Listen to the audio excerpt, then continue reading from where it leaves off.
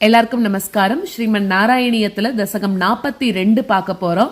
ஷகடாசுர நிகிரக. இது மோக்ஷாப்தி ராகம். அதாவது ஒரு சமயம் உன்னோட பிறந்த நாள் அன்னைக்கு கோகுலத்துக்கு தலைவியா இருக்கக்கூடிய யசோதை அவ என்ன பண்ணா, பிறந்த நாள்னா 1 வருஷம் ஆகி பூர்த்தி ஆகிற பிறந்த நாளை இங்க சொல்லல. அதாவது 6 மாசம் ஆனதுக்கு அப்புறம் வரக்கூடிய ரோஹிணி நட்சத்திரத்துல ஒரு ½ இயர் எப்ப குழந்தை குப்புறப்படுத்துகிறதோ அதை கூட ஒரு பிறந்த நாளா செலிப்ரேட் பண்ணுவாளாம். அப்படி வந்த பிறந்த நாள் தான் இப்ப பெருமாளுக்கு வந்திருக்கு. அந்த சமயத்துல யசோதை என்ன பண்றான்னா, உறவினர்களையும் பெண்களையும் இன்னும் பிராமணர்கள் எல்லாரையும் தன்னோட வீட்டுக்கு கூப்பிடுறாளாம். அப்படி கூப்பிட்டு இருக்கும் போது அதுக்கான வேலை அதெல்லாம் பண்ணணும் இல்லையா, அதனால பண்ணணும் அப்படிங்கறதுக்காக என்ன பண்றா, ஒரு பெரிய கட்ட வண்டிக்கு பக்கத்துல படுக்க வைக்கிறா. எதுக்கு கட்ட வண்டிக்கு பக்கத்துல படுக்க வைக்கிறா அப்படின்னா, அந்த காலத்துல ஆயர்பாடியில இப்ப ஒரு குழந்தை இருக்கு அப்படின்னா, இப்ப கூட நம்மள சில பழக்கம் இருக்கு இல்லையா, இரும்பு எல்லாம் போட்டு வைப்போம் குழந்தை படுத்துட்டு இருக்கக்கூடிய தொட்டிலுக்கு கீழே. அந்த மாதிரி இவ என்ன பண்றான்னா, ஒரு பழைய மாட்டு வண்டி அதை வச்சு அது பக்கத்துல குழந்தையோட தொட்டில் போட்டாக்க பேய் பிசாசு அண்டாம இருக்கும் அப்படிங்கறதுக்காக அதை வைக்கணும் அப்படின்னு நினைச்சு வைக்கிறாளாம். அப்படி வச்சுட்டு இவ என்ன பண்றா, யசோதை சமையல் கட்டுல போயிட்டு வந்தவாளுக்கெல்லாம் சாப்பாடு போடணும் இல்லையா, அதுக்கான வேலைகளை பார்த்துட்டு இருக்காளாம். ஆனா அந்த இடத்துல இப்ப என்ன ஆகுறது அப்படின்னாக்க, அங்கதான் தானவன் அப்படின்னு சொல்லக்கூடிய ஒரு அசுரன் அவன் மாட்டு வண்டி ரூபத்துல இருக்கான். அந்த மாதிரி அவனாலதான் இப்ப அவனை பத்தி சொல்லக்கூடிய கதை தான் இந்த தசகம். ஓகேவா? சோ 2வது ஸ்லோகத்துல அப்ப என்ன ஆகுறது அப்படின்னாக்க, மாட்டு வண்டி ரூபத்துல இப்ப இவ அப்பா போயிட்டு அந்த மாட்டு வண்டிய கடையில போய் வாங்கிட்டு வந்துடுறார். அங்க அந்த மாட்டு வண்டியை வாங்கிட்டு வரும்போது அந்த மாட்டு வண்டியோட சக்கர ரூபத்துல வந்துடுறான். அந்த ஒரு அசுரன் வந்துடுறான், தானவன் சொல்லக்கூடிய ஒரு அசுரன். 2வது ஸ்லோகத்துல என்ன சொல்றான்னா, அப்ப என்ன ஆகுறது, உன் பக்கத்துல இருந்து உன்னை பாத்துக்கணும் அப்படிங்கறதுக்காக இன்னும் சில சிறுவர்கள் அவளெல்லாம் உன்னோட விளையாடுறதுக்காக விட்டுட்டு போயிருந்தாலும், திடீர்னு என்ன ஆகுறதுன்னா, அந்த குழந்தைகள் கிட்ட இருந்து ஒரு விதமான பயத்தினால உண்டான ஒரு ஆரவாரமும் ஒரு பயத்துல கத்தறதான் குழந்தைகள் எல்லாம். அதோடு என்ன பாக்குறதுகள் அப்படின்னாக்க, முறிஞ்ச மரங்கள் சடசடன்னு ஒரு பெரிய ஒளி கொடுக்கறதாம். அதையும் பாக்குறதாம். என்ன அப்படின்னாக்க, பெருமாள் தான். பெருமாளுக்கு தெரியும் இல்லையா இந்த மாதிரி வந்திருக்கிறது ஒரு அசுரன் தான் அப்படின்னு.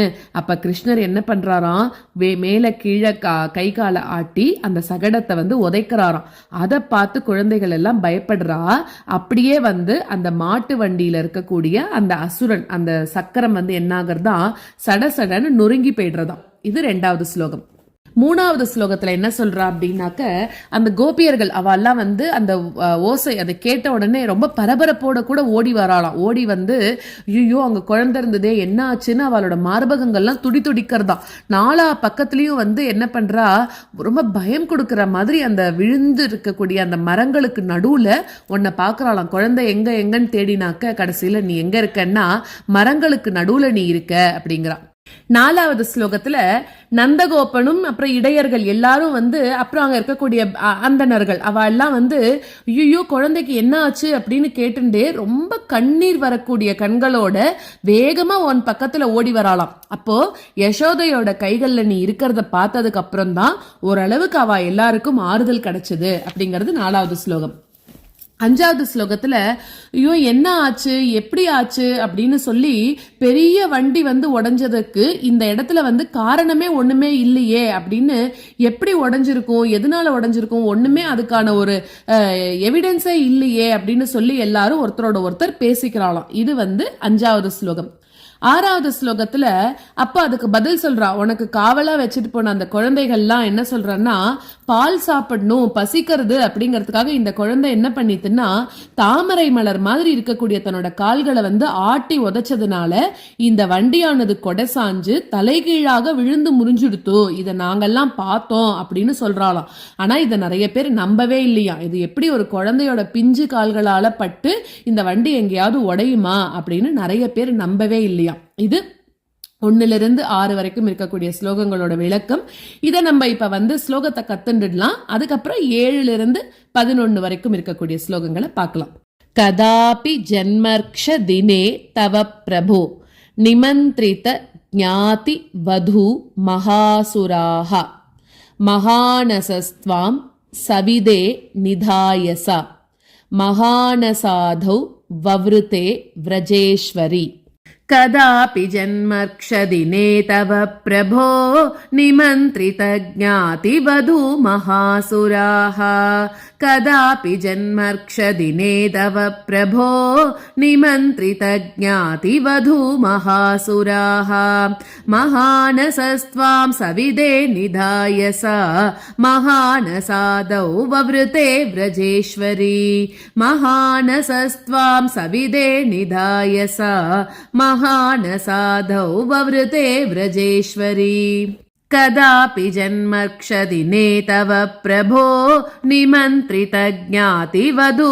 महासुराः महानसस्त्वां सविदे निधायस महानसादौ ववृते व्रजेश्वरी कदापि जन्मर्क्षदिने तव प्रभो निमन्त्रितज्ञातिवधू महासुराः महानसस्त्वां सविदे निधायस महानसादौ ववृते व्रजेश्वरी ततो भवत्रान नियुक्तबालक प्रभीति संक्रन्दन संकुलारवैः विमिश्रमश्रावि भवत्समीपतः परिस्फुटद्धारु चटच्चटारवः ततो भवत्राननियुक्तबालक प्रभीति संक्रन्दन संकुलारवैः ततो भवत्राननियुक्तबालक प्रभीति संक्रन्दन संकुलारवैः विमिश्रमश्रावि भवत्समीपतः परिस्फुटद्धारु चटच्चटारवः विमिश्रमश्रावि भवत्समीपतः परिस्फुटद्धारु चटच्चटारवः ततो भवत्राननियुक्तबालक प्रभीति संक्रन्दन संकुलारवैः विमिश्रमश्रावि भवत्समीपतः परिस्फुटद्दारु चटच्चटारवः ततो भवत्राननियुक्तबालक प्रभीति संक्रन्दन संकुलारवैः विमिश्रमश्रावि भवत्समीपतः परिस्फुटद्दारु चटच्चटारवः ततस्तदाकर्णन सम्भ्रमश्रम प्रकम्पि वक्षोजभरा व्रजाङ्गणाः भवन्तमन्तर् ददृशुः समन्ततः विनिष्पदद्धारुण दारुमध्यगम् ततस्तदाकर्णन सम्भ्रमश्रम प्रकम्पि वक्षोजभरा व्रजाङ्गणाः ततस्तदाकर्णन सम्भ्रमश्रम प्रकम्पि वक्षोजभरा व्रजाङ्गणाः भवन्तमन्तर्ददृशुः समन्ततः विनिष्पदद्धारुण दारुमध्यगम् भवन्तमन्तर्ददृशुः समन्ततः विनिष्पदद्दारुण दारुमध्यगम् ततस्तदाकर्णन सम्भ्रमश्रम प्रकम्पि वक्षोजभरा व्रजाङ्गणाः भवन्तमन्तर्ददृशुः समन्ततः विनिष्पदद्दारुण दारुमध्यगम् ततस्तदाकर्णन सम्भ्रमश्रम प्रकम्पि वक्षोजभरा व्रजाङ्गणाः भवन्तमन्तर्ददृशुः समन्ततः विनिष्पदद्दारुण दारुमध्यगम् कस्कोऽनुकौतस्कुत एष विस्मयो विशङ्कटं यच्चकटं विपाटितं न कारणं किञ्चिदिहेति ते स्थिताः स्वनासिका दत्तकरास्त्वदीक्षकाः शिशोरहो किं किमबूदिति द्रुतं प्रदाव्यनन्दः पशुपाश्च भूसुराः शिशोरहो किं किमबूदिति द्रुतं प्रधाव्यनन्दः पशुपाश्च भूसुराः भवन्तमालोक्य यशोदया धृतं